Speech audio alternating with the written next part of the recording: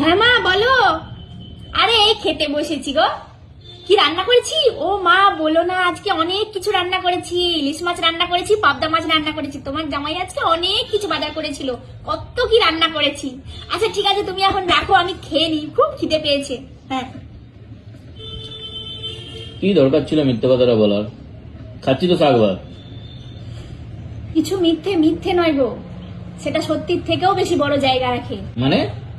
দেখো, আজকে যদি আমি মাকে সত্যি কথাটা বলতাম যে আমি শাক ভাত খাচ্ছি, তাহলে কি আমার মায়ের মনটা ঠিক থাকতো? আমার মা রাত্রে ভালো করে ঘুমাতে পারতো?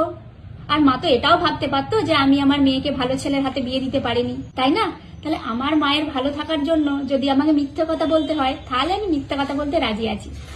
আর মন্দিরের প্রসাদ, সে শসার টুকরো হোক বা মিষ্টি, সেটা দুটোরই স্বাদ সমান।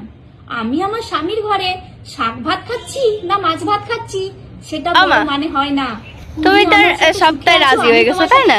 ও মুসলিম হলেও সমস্যা নাই। তাহলে সবাই বলতেছে তাহলে আব্দুর রহমান রে মুসলমানি দিয়ে দাও। তা তুমি সে বিষয়ে কিছু বলো। আমি ঠিক